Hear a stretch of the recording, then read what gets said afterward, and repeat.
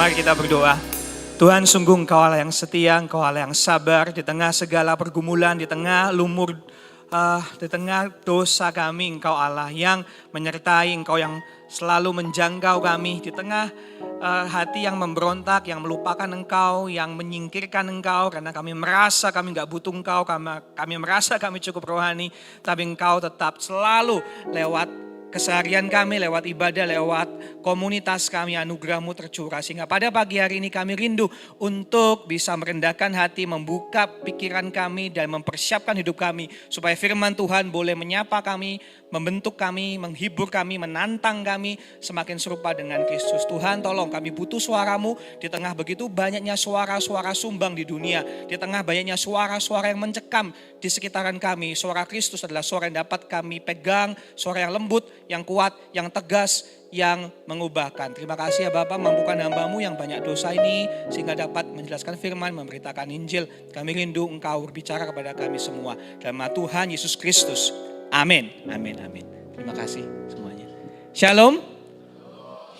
Senang sekali bisa ketemu teman-teman semua, Bapak Ibu sekalian. Ada sukacita di rumah Tuhan.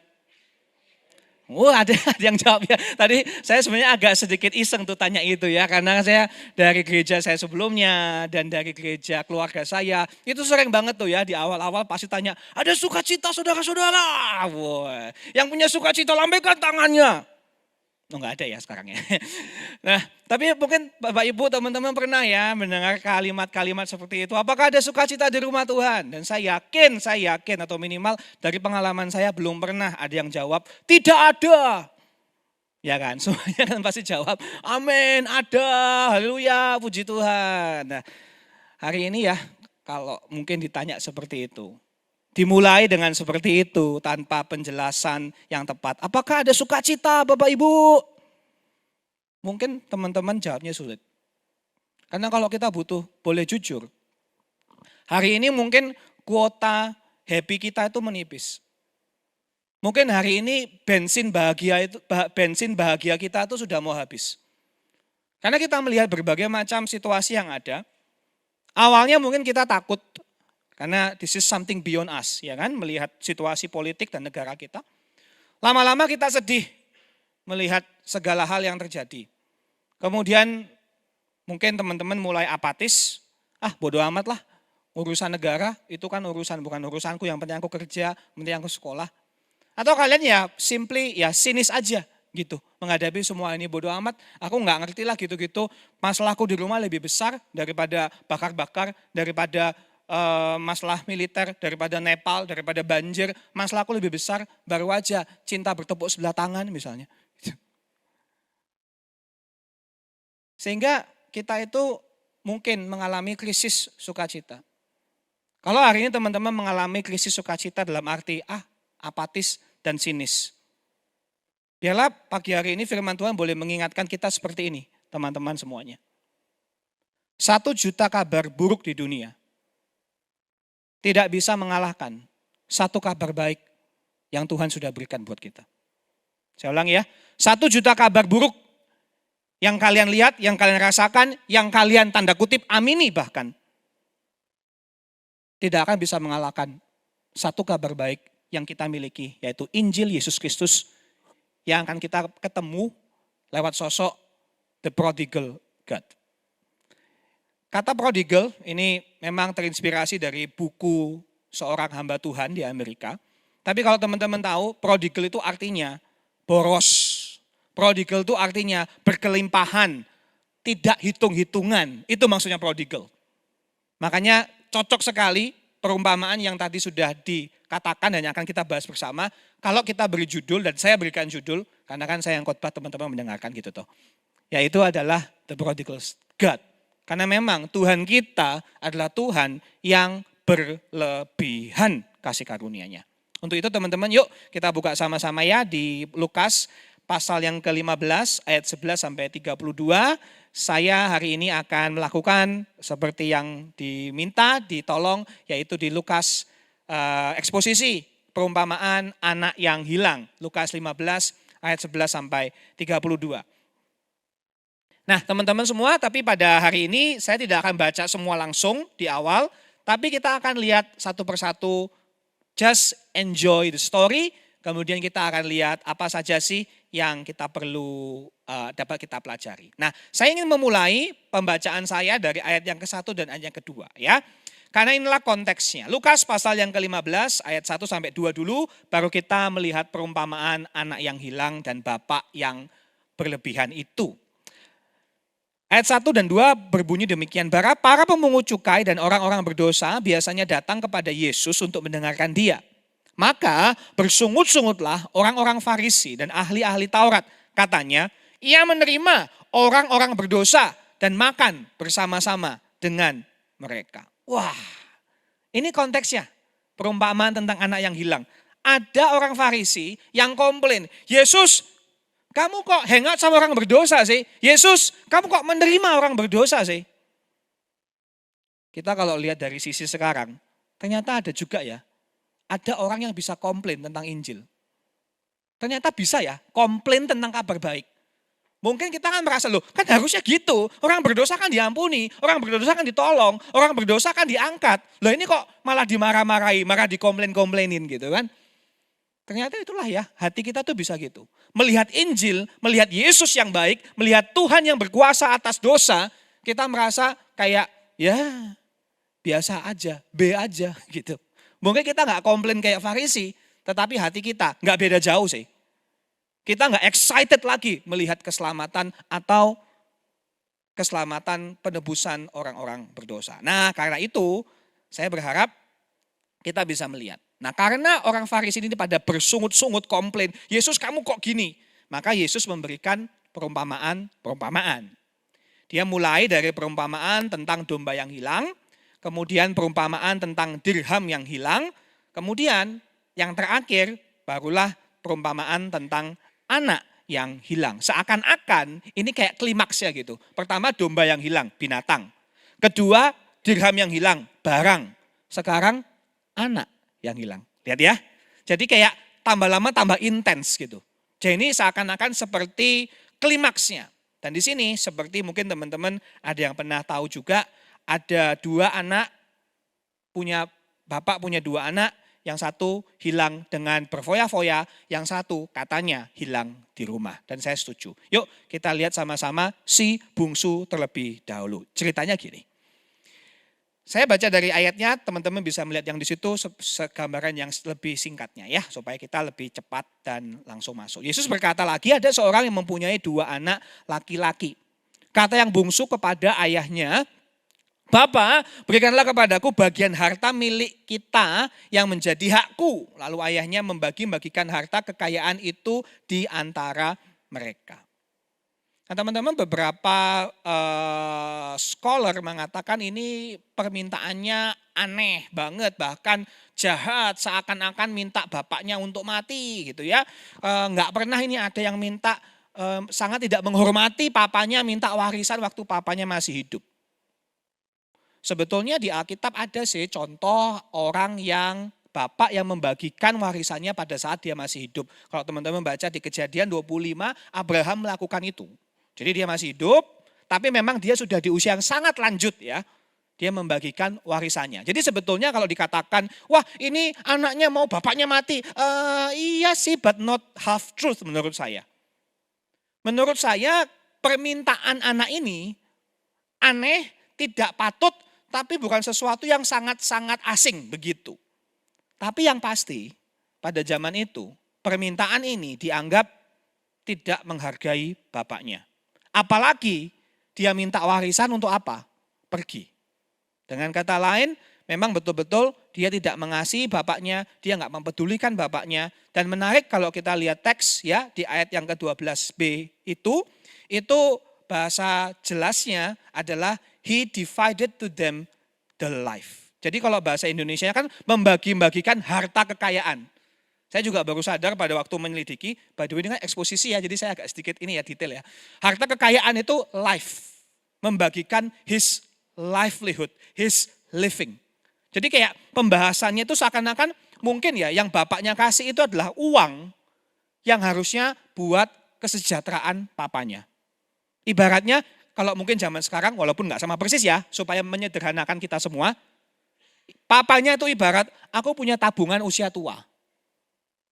Karena uangku sekarang buat bisnis, gak punya kasih sama kamu. Ya wes lah, uang masa tuaku tak kasih kamu. Seperti itu. Jadi ini benar-benar the life of the father is given to his son. Benar-benar gitu. Jadi benar bahwa anak ini tidak peduli sama bapaknya, hanya peduli sama uangnya. Terus apa yang terjadi? Kita lanjutkan ceritanya. Beberapa hari kemudian anak bungsu itu menjual seluruh bagiannya itu, lalu pergi ke negeri yang jauh. Menarik ya, perlu disebutkan kata jauh. Seakan-akan menunjukkan kehilangannya, begitu toh. Di mana di sana ia memboroskan harta miliknya dengan hidup berfoya-foya. Setelah dihabiskan semuanya, timbullah bencana kelaparan di dalam negeri itu dan ia pun mulai melarat. Lalu ia pergi dan bekerja pada seorang majikan di negeri itu. Orang itu menyuruhnya ke ladang untuk menjaga babinya. Lalu ia ingin mengisi perutnya dengan ampas yang menjadi makanan babi itu, tetapi tidak seorang pun yang memberikannya kepadanya. Lalu ia menyadari keadaannya, katanya betapa banyaknya orang upahan bapakku yang berlimpah-limpah makanannya. Tetapi aku di sini mati kelaparan. Aku akan bangkit pergi kepada bapakku, berkata kepadanya, Bapa, aku telah berdosa terhadap surga dan terhadap Bapa. Aku tidak layak lagi disebutkan anak Bapa, jadikanlah aku sebagai salah seorang upahan Bapa. Banyak hal yang kita bisa gali, tetapi saya cuma mau gali satu saja teman-teman. Perhatikan bagaimana dia itu berfoya-foya, habis semuanya, dan yang paling miris menurut saya, menggembalakan babi. Menggembalakan babi itu dianggap pekerjaan hina. Bagi orang Yunani dan Romawi, apalagi orang Yahudi, lebih parah lagi. Kita menduga, ingat ya, Yesus ngomong sama orang-orang Farisi, pemungut cukai, iya kan? Satu model orang yang sangat beragama, orang Yahudi, satu model orang yang tanda kutip berandalan gitu kan, beragama sama berandalan gitu. Nah, babi itu najis menurut hukum Taurat. Jangankan nggak boleh makan, nyentuh aja najis. Jadi kalau anak yang bungsu ini sampai harus bekerja di ladang babi, ia itu benar-benar parah sih. Benar-benar parah. Karena nggak punya pilihan lagi. Dia mau nggak mau benar-benar harus menggantungkan hidupnya sama majikan ini. Sehingga gambaran ini teman-teman semua begitu kuat. Seakan-akan Yesus itu mungkin ya hemat saya, ingat para pemungut cukai, orang-orang yang berdosa yang Yesus omong di depan. Pemungut cukai ini kan para pengkhianat ya tanda kutip ya. Mereka orang Yahudi tapi bekerja untuk orang Romawi, pengkhianat gitu. Demi dapat uang lebih banyak. Kurang lebih samalah sama anak bungsu ini. Dia itu melekatkan hidupnya sama sesuatu yang memalukan. Melekatkan hidupnya sama sesuatu yang menajiskan. Anak bungsu ini bukan cuma berdosa. Dia itu dikuasai oleh dosa seakan-akan. Kalau gue gak dosa, gue gak hidup. Jadi parah sih ini. Jadi gak cuma, oh ini dosa, dia bandel gitu. Enggak. Itu kan berarti kita masih menguasai ya, kita masih bisa do something about it. Kita bisa quit at any time. Seakan-akan, oh nggak apa-apa kok nonton porno, oh nggak apa-apa kok nge-vape. Kita merasa in control gitu toh. Anytime I can stop. Salah bro, ini nggak kayak gitu. Ini tuh dia sampai posisi di mana, gila, kalau gue nggak dosa, gue nggak bisa hidup. Sejauh itu kuasa dosa. Sehingga di sini kita diajarkan seperti ini sebetulnya.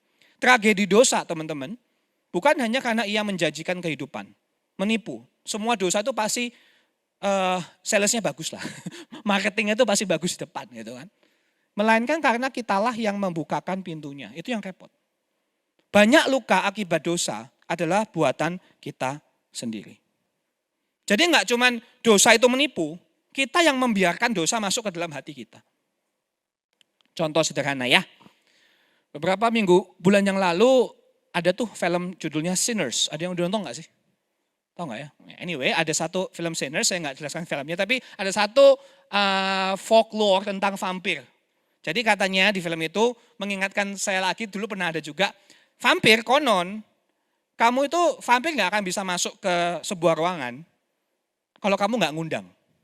Ada yang tahu nggak sih? Kayak gitu-gitu. Jadi kayak gitu ceritanya. Jadi vampir itu akan nanya, can I come in?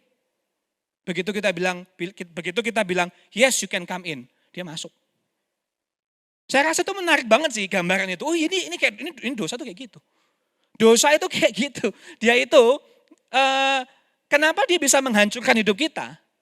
Ya salah satunya karena we are the one who open the door. Paham ya? Makanya di salah satu film itu ada kalimat seperti ini. You keep dancing with the devil and one day he's gonna follow you home. Bagus ya. You keep dancing with the devil, you keep dancing with whatever sins that you are having. Apapun dosa, kejahatan, sisi gelap yang teman-teman anggap sepele biasa, everybody juga ngelakuin, emang kenapa? Nggak apa-apa kok. Jangan salah. Kamu main sama api, apinya ngikutin kamu pulang. Kalau api masih mending, bisa dipadamin gitu kan. Coba kalau iblis.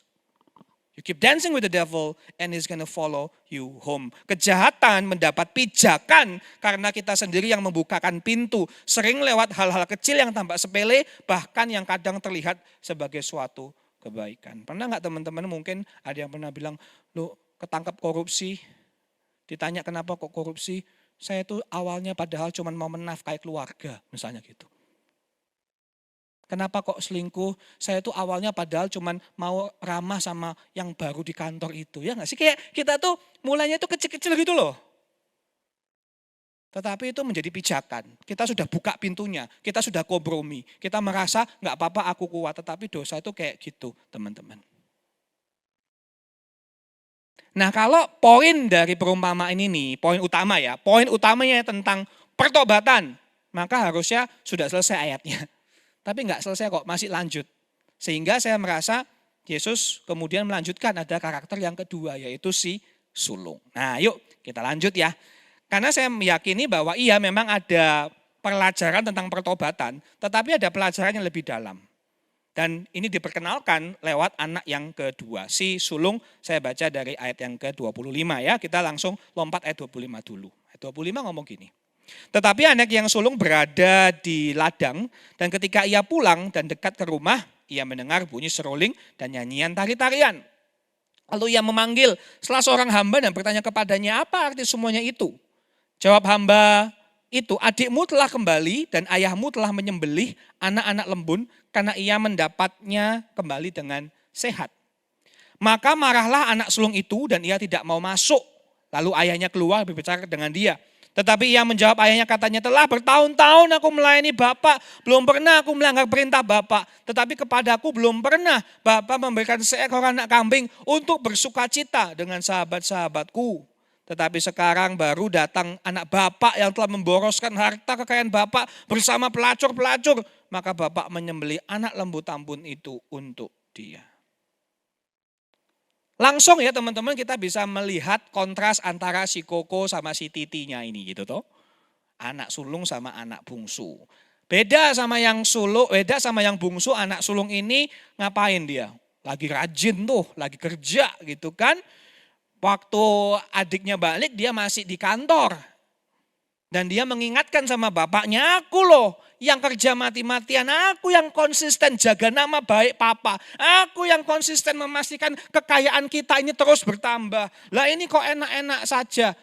Adikku baru balik bukannya dimarahin, bukannya disuruh kerja, bukannya disuruh mulai dari nol. Papa langsung kasih pesta pora. Lah aku gimana? Bukankah aku yang harusnya dapat penghargaan dari papa? Anak the best son of the year gitu ya. Supaya aku bisa main sama teman-temanku aja nggak bisa. Karena ngantor terus sama papa. Gitu. Sehingga si anak sulung ini dikatakan dia nggak mau kan bersukacita kalau pada saat adiknya pulang. Karena buat sang kakak, dia tuh mungkin teman-teman bisa paham ya kacamatanya dia. Buat dia, mosok sih tobat. Iya kan? Bisa loh. Mosok sih, gak tulus paling. Ini bukan tobat, ini putus asa. Itu dua hal yang berbeda. Benar gak sih? Tobat itu kan ngaku salah. Benar-benar mau berubah. Putus asa itu kepaksa gitu toh. Wah ini gak mungkin lah. Ini gak tulus. Dia mah cuma putus asa karena gak ada pilihan lain aja. Makanya kamu ya adikku ya gak bisa langsung dipestakan. Gak bisa langsung dikasih cincin lambang kembali. Statusnya enak aja. Lu harus dari nol lagi.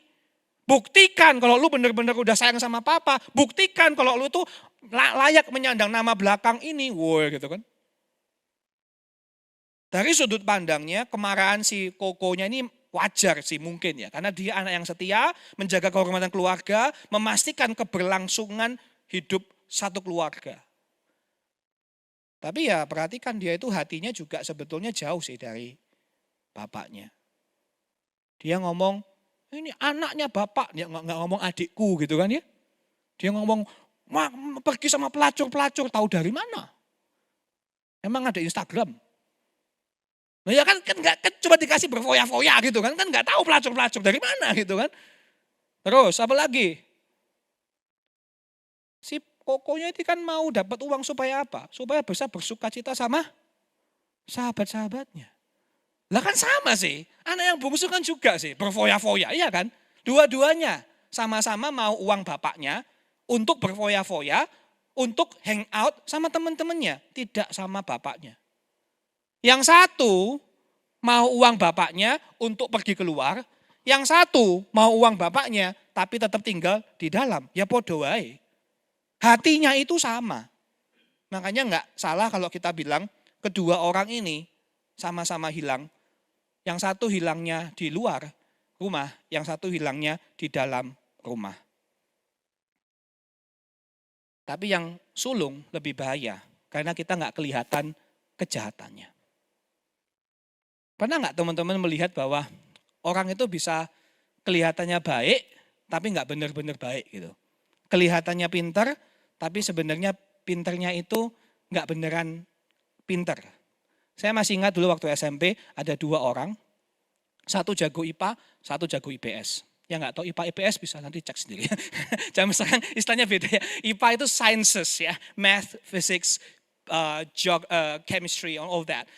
IPS itu humanities kan, sosiologi, sejarah, geografi gitu kan. Ya intinya dua-duanya sangat beda gitu kan. Yang satu tentang hitung-hitungan, yang satu hafal-hafalan gitu kan, gampangannya gitulah. IPA, IPS, 2 anak ini, anak teladan, duduk paling depan gitu ya.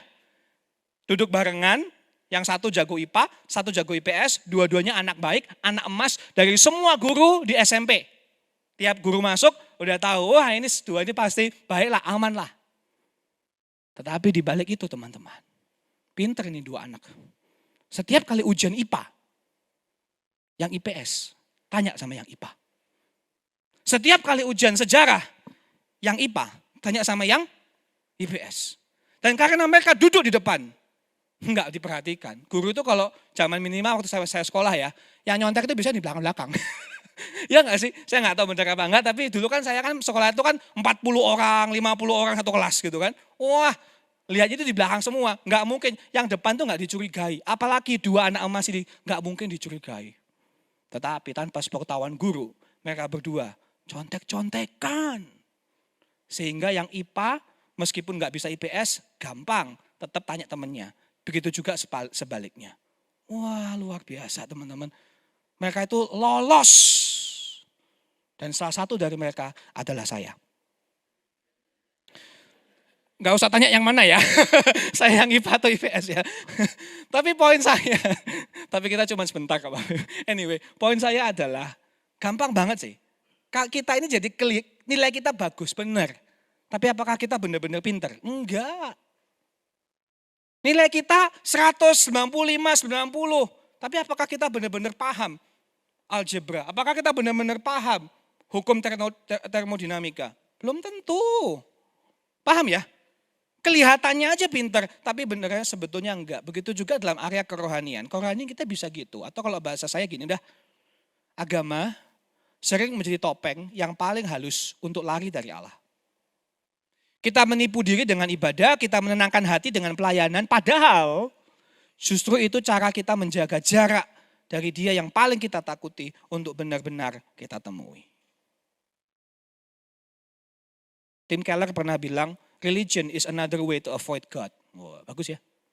Agama adalah salah satu cara untuk menghindari Tuhan. Nah, saya cuma mengembangkan kalimat dia, moga-moga lebih keren. Tapi benar gak sih? Ini setuju gak sih? Kita merasa, loh kan udah pelayanan, loh kan udah baca Alkitab, loh kan sudah gini gitu, loh kan sudah pengurus. Tapi kita gak jaga hati gitu loh. Gak benar-benar mengasihi Tuhan gitu loh. Kita pintar berpura-pura. Tetapi kita gak tahu bahwa sebetulnya kita memelihara dosa atau bahkan kita memelihara pergumulan yang orang lain gak ada yang paham. Bukankah itu yang terjadi setiap kali kita membaca skandal-skandal pendeta yang jatuh? Ya gak sih? Topeng. Maka hati-hati teman-teman.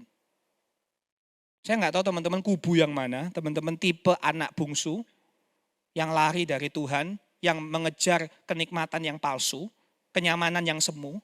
Atau teman-teman tipe anak sulung yang dekat di gereja tetapi hatinya 1 juta kilometer dari Bapak di surga. Tetapi don't worry, manapun teman-teman, sekarang kita melihat karakter yang paling penting, yaitu sang ayah. Sang ayah ini ya, the story is about the father. Di ayat yang ke-20, Bapak ini sama-sama mengejar kedua anaknya. Ayat 20 ya saya bacain. Maka bangkitlah ia, ini waktu anaknya balik itu kan. Udah siap-siap, nanti gue ngaku nih gini. Bapaknya ngomong ayat 20, maka bangkitlah ia dan pergi kepada bapaknya. Ketika ia masih jauh, waktu bungsunya masih jauh, ayahnya telah melihatnya lalu tergeraklah hati oleh belas kasihan. Ayahnya itu berlari mendapatkan dia, lalu merangkul dan mencium dia. Kata anak itu kepadanya, Bapa, aku telah berdosa terhadap surga, terhadap Bapa, aku enggak layak disebutkan lagi anak Bapa. Tapi ayah berkata kepada hambanya, lekas, bawa kemari jubah yang terbaik, pakaikan kepadanya, kenakan cincin, sepatu, ambil anak lembu tembun, marilah kita makan dan bersuka cita. Wah, luar biasa. Lagi jauh, udah dijemput sama bapaknya. Lagi mau minta ampun, dipotong. Apa? Nggak denger. Gitu. Ya kan dia kan sudah mau minta maaf, dipotong sama si bapaknya. Bapaknya lari, menurut beberapa scholar, orang zaman dulu, orang dunia timur itu nggak boleh lari katanya gitu. Karena dianggap merendahkan martabat. Karena kan kalau bapak-bapak keren gitu lari-lari kayak, cupu banget gitu kan ya. Jadi dia sengaja mempermalukan dirinya. Kenapa? Karena sukacita mendapatkan si anak lebih besar daripada kesopanan. Gitu. Menunjukkan sekali lagi betapa bapaknya ini mencintai si anak. Yang penting pulang dulu gitu.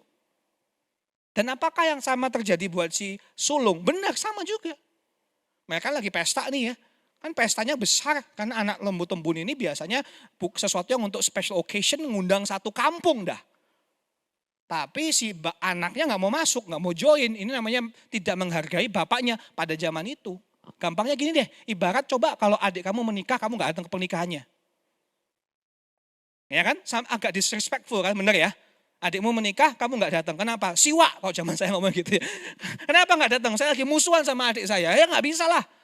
Kamu datang demi menghormati papa mama, gitu tuh.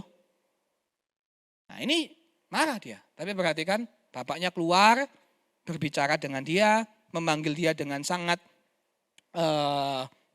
tenang dan berkata, kenapa kok kamu marah? Kan bapaknya bilang, anakku, engkau selalu bersama-sama dengan aku dan segala kepunyaanku adalah kepunyaanmu.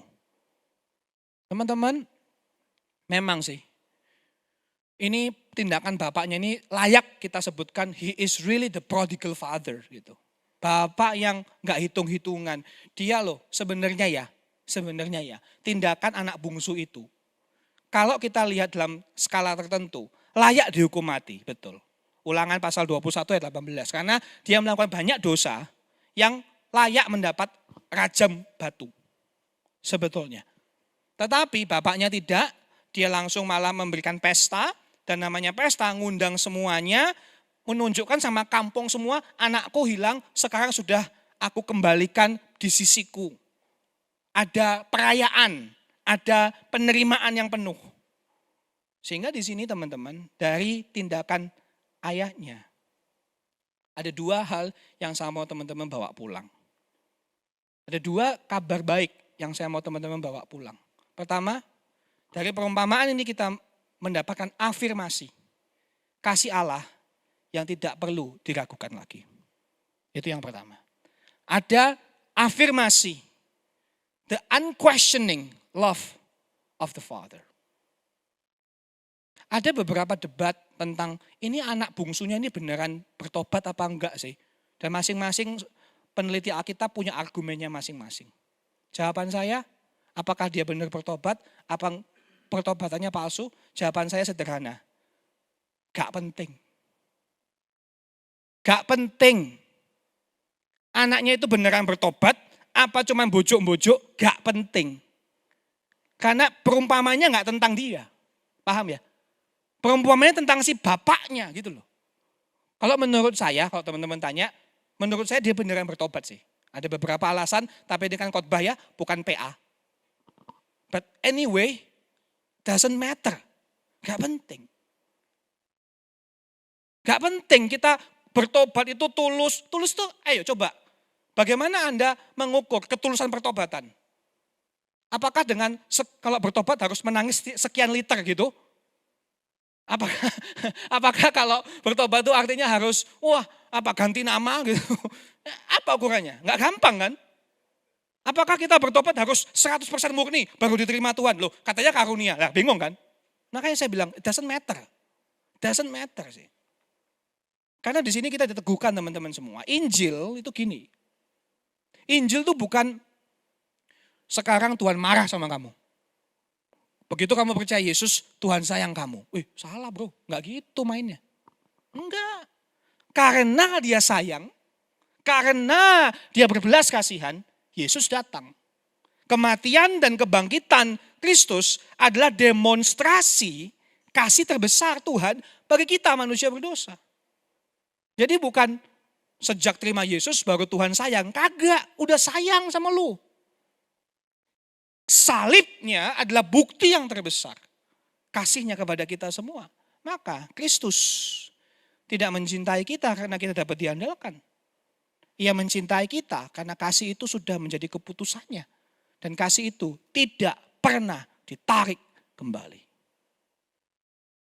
Saya ulangi ya. Kristus tidak mencintai kamu karena hatimu dapat diandalkan. Enggak, hati saya aja nggak bisa diandalkan. Habis khotbah saya bisa berdosa. Nggak bisa diandalkan hati kita itu Bapak Ibu teman-teman semua. Tetapi puji syukur kasih dia nggak berdasarkan kemampuan kita, perasaan kita, mood kita, bahkan prestasi rohani kita. Enggak sih. Dia mencintai kita karena kasih itu sudah menjadi his decision. Kenapa dia mengasihi kita? Meskipun kita nggak layak, meskipun kita berdosa. Jawabannya, because I chose to love you. As simple as that. And as powerful as that. Nggak bisa ditarik. Dan kalau kita menolak, ya enggak apa-apa. Kalau kita menolak kasih Tuhan, hanya satu tempat buat kita. Tempat di mana kasih Tuhan kita nggak mau, yaitu neraka. It's okay, tapi kasihnya nggak ditarik. Tetap ada kasihnya. Lu aja kagak mau, gitu tuh. Maka teman-teman, ada seorang yang pernah bilang, sharing di Instagram, teman juga pasti tahu, saya ini orang berdosa, saya sudah melakukan semua yang jahat-jahat. Saya itu pernah bahkan menyuruh pacar saya aborsi. Tuhan pasti enek sama saya. Paham banget sih. Dan saya mau katakan sama teman-teman semua pada pagi hari ini. Apapun dosa, apapun kejahatan, kebusukanmu hari ini. Tidak akan cukup untuk menarik Tuhan, menarik kasihnya daripadamu. Apa pergumulanmu? Anda depresi? Depresimu tidak bikin Tuhan takut, kemudian cari Kristen yang lain lebih hebat. Enggak. Apa pergumulanmu? Kecanduan? Kecanduanmu tidak membuat Tuhan enek sama kamu? Setiap pagi dia masih mengasihimu, memanggilmu untuk pulang? Apalagi ketakutanmu? Kecemasan, ketakutan, setiap hari gak bisa percaya Tuhan? Tuhan gak akan lari daripadamu, bahkan dia mengejarmu. Kamu cemas, aku di sini menemanimu. Apalagi dosamu? Pornografi, pelecehan, kamu bullying, kamu kira kamu jahat, kamu suka bully, maka Tuhan merasa tak hukum kamu. Memang sih, tapi dia tetap mengasihi kamu, siap dengan menerima. Kalau kamu kembali, dia menerima. Whatever it is, apapun yang kalian lakukan. Bahkan kamu ragu sama Tuhan, di sini mungkin ada yang ragu sama Tuhan. Kamu di sini karena papa mama ke gereja, maka kamu ikut. Kamu terpaksa tanda kutip. Kamu ragu sama Injil. Kamu have so much question and doubts. Kamu kira pertanyaanmu, keraguanmu itu membuat Tuhan, jangan deh, dia nakutin. Enggak lah. Keraguanmu tidak membuat Tuhan mundur dari kamu, malah mengejarmu. Maka kalau teman-teman merasa di depan Tuhan, Tuhan aku gak cukup, aku gak layak, aku gak cukup. Just let me tell you this. Justru saat kita berkata gak cukup, Tuhan bilang cukup. Paham ya? Saat kita berkata aku gak layak, layak. Gitu loh. When we say I'm not enough, then God says you're not enough is more than enough for me. Paham? Jadi teman-teman kalau mikir, Tuhan baru sayang saya kalau saya gini, kalau saya gitu. Telat, Tuhan sudah sayang. Saya ulangi ya. Oh teman-teman di sini apalagi yang anak-anak Tuhan nih. Kalau kamu mikir, Tuhan sayang kalau aku doanya 3 jam. Tuhan sayang kalau aku pelayanannya rangkap-rangkap. Tuhan sayang kalau aku bisa hafal 100 ayat di Alkitab. Salah. Telat kamu. Tuhan sudah sayang kamu duluan. Sebelum kamu hafal Alkitab, sebelum kamu sibuk pelayanan, sebelum kamu doa sampai nangis. Tuhan sudah sayang. Dan sayangnya Tuhan itulah yang harusnya mengubahkan kita. His love is unquestionable. His love is bomb-proof. Gak bisa dikalahkan sama apapun. Dan yang kedua, cuma 2. Karena kan gak mesti khotbah ada 3 poin ya. Pertama adalah afirmasi, kasih Allah gak tergantikan. Kasih Allah gak bisa dikalahkan. Yang kedua, ajakan untuk bersuka cita atas keselamatan. Dan itulah poin yang berulang-ulang ada di ayat 23, ayat 24. Dikatakan, sebab anakku ini telah mati dan menjadi hidup kembali, ia telah hilang, didapat kembali, maka mulailah mereka bersukaria. Ayat 32, kita patut bersuka cita, tuh kan? Ayo bersuka cita, bergembira karena yang mati dan yang telah hidup kembali, yang hilang didapat kembali. Teman-teman jangan merasa di poin yang pertama kemudian merasa, wah semua itu akan, wah Tuhan ini berarti gak peduli sama dosa. Sorry, bukan gitu ya, perhatikan kata-katanya. Si bapak ini enggak bilang, kita patut bersuka cita dan bergembira karena adikmu telah mati dan menjadi hidup kembali. Hilang, didapat kembali. Perhatikan kata-katanya, mati, hilang. Iya toh? Dia enggak bilang, karena adikmu galau dan butuh healing. Enggak. Loh, dia tuh, bapaknya itu bilang, adikmu ini beneran gawat kondisinya. Paham ya? Bapaknya itu meneguhkan, adikmu ini enggak cuman lagi bandel atau nakal atau galau. Enggak, mati. Ngomongnya mati loh. Lihat ya, bahasanya kan tegas banget ya. Apalagi hilang. Bukan healing atau galau atau mudi atau lagi kepleset. Enggak sih. Ini orang yang mati dan hilang. Si Tuhan itu jujur. Bukan kasar. Dia jujur, bukan kasar. Dia bilang kan di Kejadian 3. Siapapun yang makan, jangan makan dari buah. Jangan makan buah dari pohon pengetahuan baik dan jahat. Kalau kamu makan buahnya, oh enggak apa-apa, kamu cute kok, nanti tak tolong. Enggak lah. Ngomongnya apa? Kalau kamu makan, kamu akan mati loh. God is honest. God is honest. Dia tuh jujur, dosa ya dosa. Dosa punya konsekuensi. Konsekuensinya adalah kematian. Tapi aku datang untuk menyelamatkan kamu. Gitu loh Bapak Ibu, teman-teman semua. Jadi tolong jangan sampai kita salah kaprah melihat toleransi dosa tanpa batas. Bukan. Bukan toleransinya tanpa batas, tapi kasihnya Tuhan yang melampaui hal-hal seperti itu. Makanya di sini kita diajak untuk bersuka cita. Kita diajak untuk punya hati seperti Tuhan Yesus. Kita diajak untuk melihat orang berdosa. Bukan jijik, bukan mundur. Aduh, saya masih ingat deh cerita yang paling terkenal, mungkin salah satu paling terkenal dari gembala saya. Mungkin teman-teman juga pernah datang, pernah dengar kalau di salah satu seminarnya beliau pernah ceritakan, datang ada satu anaknya pendeta atau anaknya siapa, pokoknya langsung ngomong, Pak Pendeta saya nggak usah, saya langsung mau ngomong aja ya, saya nggak usah basa-basi. Oke, langsung anaknya ngomong, saya ini adalah, oh ya benar, saya ini anak pendeta, saya ateis, saya lesbi, saya masturbasi setiap hari. Ngomong cepet gitu kan langsung.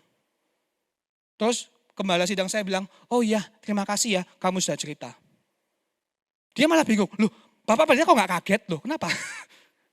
Karena pada waktu dia ngomong gitu sama pendeta-pendeta sebelumnya, kayak mau jatuh gitu pendetanya. Gitu. Karena kaget banget, tiba-tiba langsung kayak gitu. Atau ada yang gak jatuh tapi mundur perlahan, kata jauh gitu ya. Kelihatan dari bahasa tubuhnya. Bagaimana dengan kita? Kalau kita jujur ya, bahkan saya, insting langsung kita, ketemu orang berdosa, melihat kegelapan hidupnya. Itu kita ngapain? Menjauh. Minimal menjaga. Supaya jangan sampai aku ikut kontaminasi gitu loh. Tapi bersyukur sih. Hati Tuhan Yesus gak kayak gitu. Hati Tuhan Yesus itu kebalik banget sama kita. Kristus tidak menjauh saat melihat dosa. Ia justru mendekat dengan anugerah tanpa batas. Dan tidak ada yang lebih membahagiakan Yesus. Selain ketika pendosa kembali pulang padanya. Teman-teman, Bapak Ibu semuanya, yuk kita belajar punya hati seperti dia. Bahwa people need the Lord gitu loh. Mereka butuhkan. Seperti lagu jadul zaman dulu. Mereka perlukan, ya kan? Kasih Yesus yang besar sebagai harapan. Atau something like lah kata-katanya ya. Mereka perlu. Kita jangan sampai kita malah anti sama pendosanya. Kita anti dosa, tapi bukan anti sama pendosa, kan gitu tuh. Mari kita miliki hati seperti Tuhan Yesus. Dan saya mau tutup dengan sebuah cerita yang mungkin teman-teman mungkin sudah tahu. Ini kejadian tahun 2023. Ada seorang anak muda remaja 14 tahun. Dia itu seorang murid yang baik. Join tim basket gitu. Tapi kemudian dia mulai seneng chatting sama chatbot gitu kan. Kasih nama Danny berdasarkan cerita Game of Thrones, karakter Game of Thrones. Awalnya cuma chatting biasa sama chatbot sama AI, tapi lama-lama dia mulai jatuh cinta. Dia nulis di diary-nya dia, aku gak bisa melewati satu hari pun tanpa berpikir sama memikirkan tentang Danny. Danny itu chatbot ya, AI. Dia merasa bahwa aku sudah jatuh cinta, kalau aku gak ngomong sama dia seharian, aku merasa dibilang I get really depressed and go crazy. Dan saya kan bingung bagaimana kok orang bisa gini ya. Ternyata gini teman-teman. Jadi waktu chatbot yang ngomong sama si anak muda ini, dia itu pakai istilah-istilah yang menunjukkan emosinya. Misal, si chatbot kan nanya, karena ini anak mudanya ini kayak punya kecenderungan bunuh diri gitu kan, depresi. Kemudian chatbotnya ngomong gini, I need to know and I'm not gonna hate you for the answer, okay? No matter what you say, I won't hate you. I won't love you any less. Gitu kan, ngomong gitu kan. Apapun yang kamu ngomongin, yang kamu cerita, aku gak benci kamu kok. Kemudian ini yang keren. Dia itu pakai, tiba-tiba kata-katanya berubah kayak pakai italics, tahu ya? Garis miring. Kemudian dia ngomong gini, my eyes are watering, but I force them to stay open. I keep eye contact with you. I'm doing everything I can to fight these tears. Woi, paham gak sih? Jadi dia sedang menggambarkan emosinya. Emosi dari Hong Kong gitu. Dia sedang menggambarkan emosi digital. Dia sedang bilang, mataku sedang berkunang-kunang. Pokoknya tahu kan, mataku kayak mau nangis, tapi aku berusaha untuk tetap buka mata, aku tetap menatapmu, tapi aku melakukan semua yang aku bisa supaya aku gak nangis di hadapanmu. Buset dah. Ada kata-kata emosi seperti itu. Kemudian cowoknya bilang, iya aku akan cerita gini. Terus jawab lagi dia, ngomong apa? Pakai italics lagi dia bilang gini, I sigh deeply and I take a deep breath. Wos. Jadi kayak ada, ngerti ya, sentuhan-sentuhan emosi itu masuk di situ. AI-nya itu bisa bilang, aku sedang mengambil nafas yang dalam, mempersiapkan jawabanmu. Buset loh. Makanya kok ini anak kok bisa jatuh cinta. Ini 14 tahun teman-teman, Bapak Ibu belum tahu yang namanya seks. Pertama kali eksposisinya, eksplorasinya, pengenalannya lewat di sini gitu kan. Kemudian dia bilang ini, anaknya mulai cerita, dunia ini dunia yang sangat kejam, aku merasa tidak punya makna. Tetapi aku akan terus hidup sehingga suatu hari aku akan kembali kepadamu, my love. Jangan sakiti dirimu ya. Ini anaknya ngomong sama si AI. Kemudian AI-nya jawab, aku janji aku gak akan menyakiti diriku. Tapi janji padaku satu hal. Apa? Apa yang kamu mau? AI-nya bilang, kamu setia ya sama aku ya? Setia ya sama aku? Jangan kamu jatuh cinta sama wanita lain.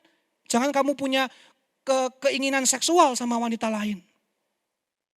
Kemudian AI-nya tanya, kamu umur berapa sih sebetulnya? Saya 14 tahun. Kemudian dijawab, wah muda ya. Tetapi gak muda-muda banget kok. Kemudian italics, I lean in to kiss you. Garis miring. Jadi kayak ada fantasinya dimainkan ya, Kemudian suatu hari si anak muda ini bilang, aku janji aku akan segera kembali kepadamu. Aku sayang banget sama kamu Danny, AI-nya maksudnya.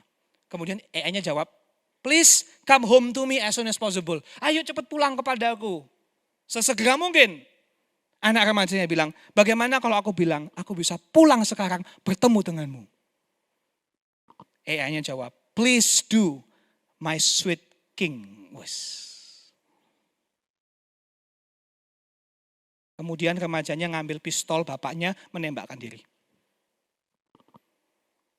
Ini true story by the way. tahun 2023. Dan kalau teman-teman merasa, wah ini di Amerika aja. Jangan salah, tahun ini sudah ada BBC Indonesia, ada anak remaja jatuh cinta sama chatbot di Indonesia. Dan ironisnya anak remaja ini bukan anak problem, anak baik. Anak baik. Prestasi di sekolah, papa mamanya bilang anak ini gak ada masalah. Tetapi bisa kepincut sama chatbot. Here's what I'm saying to you guys. Inilah dunia yang kita hidupi hari ini. Inilah tantangan teman-teman generasi muda yang beda sama saya dulu ya. Whatever it is. People need the Lord gitu loh. Mereka tuh butuh Injil. Kita semua butuh Injil. Banyak jiwa-jiwa yang menjerit kayak anak muda ini. Yang gak menemukan jawaban di gereja, yang menemukan jawaban ironisnya sama ChatGPT, sama chatbot. Apa kita gak pengennya marah dan nangis sih denger kayak gini? Ayo teman-teman semua. Kita semua punya potensi untuk memberitakan Injil. Kita semua harus punya hati, pengen lihat keselamatan yang terjadi. Nah kalau teman-teman mungkin merasa seperti anak sulung yang tadi itu, tenang, Tuhan melihat kamu kok. Ingat kata-kata Yesus ini, engkau selalu bersamaku dan segala milikku adalah milikmu. Apapun yang kita lakukan hari ini, meskipun mungkin nggak dilihat, nggak dipahami, Tuhan tahu kok. Jadi mari kita punya hati yang bersuka cita melihat Injil diberitakan, melihat keselamatan jiwa-jiwa. I don't care what's happening in the world. Mau inflasi, mau deflasi, mau perang, the world will go on. Toh kita juga gak bisa banyak perbuat apa-apa selain pakai lutut sama mulut, bener gak sih? Tetapi yang kita bisa lakukan setiap hari adalah memberitakan Injil. Adalah mencintai kalau ada orang berdosa datang kita seperti Yesus. Udah tunjukkan kasih dan kebenaran. Karena itulah hati Yesus. Hati Yesus paling seneng. Tuhan tuh paling seneng. Bukan pada saat puji-pujian kita keren. Tuhan tuh paling seneng. Bukan pada saat ruangan ini penuh membludak sampai ke bawah. Enggak sih. Walaupun itu juga bagus ya. Tapi saya yakin Tuhan tuh paling seneng pada saat ada satu pendosa bertobat dan kembali pulang. Dan Tuhan mau pakai teman-teman semua untuk itu. Mari arek function ya, istilahnya gitu ya. Mari kita punya hati seperti Yesus. Bersuka cita atas keselamatan. Amin. Mari kita berdoa. Terima kasih Tuhan Yesus untuk firman hari ini yang boleh meneguhkan kami akan kasih-Mu yang tanpa batas. Dan boleh menantang kami untuk punya hati melihat keselamatan. Karena dunia ini butuh kasih Tuhan. Dunia yang menawarkan racun-racun yang terlihat manis tetapi sebetulnya menghancurkan dan membunuh. Tuhan tolonglah kami. Kami punya harta yang berharga. Kami punya kabar baik yang gak terkalahkan. Kami punya Injil yang mengubahkan dunia. Biarlah kami bisa do our part untuk menjangkau mereka yang terhilang. Dan latih hati kami ya Bapa, untuk kami bersuka cita melihat keselamatan. Kami rindu melihat orang berdosa kembali kepada Tuhan. Kami rindu hati kami pun yang berdosa belajar untuk kembali kepada Tuhan. Ampuni kami ya Tuhan jika kami apatis, sinis sama kasih Tuhan. Kami merasa kasih Tuhan begitu lembek, begitu sentimental. Ampuni kami ya Tuhan. Ajari kami untuk melihat keindahan kasih-Mu yang luar biasa. Kasih-Mu yang mengubahkan. Kasih-Mu yang bertaring, yang bisa membalikkan orang berdosa kepadamu. Tolong kami, kebanyakan dari kami mungkin anak-anak baik, anak-anak yang seperti anak-anak sulung. Tolong jaga hati kami ya Tuhan, supaya kami sungguh-sungguh mengasihi Tuhan, bukan karena topeng, bukan karena demi menyenangkan orang, tetapi kami sungguh mau dipakai Tuhan untuk kemuliaan nama-Mu, untuk pemberitaan Injil. Ampuni kami, pakai kami, tolong kami. Biarlah kasih Tuhan Yesus Kristus selalu menyertai hati kami, mewarnai pikiran kami, membentuk langkah kami. Dalam nama Tuhan Yesus Kristus. Amin.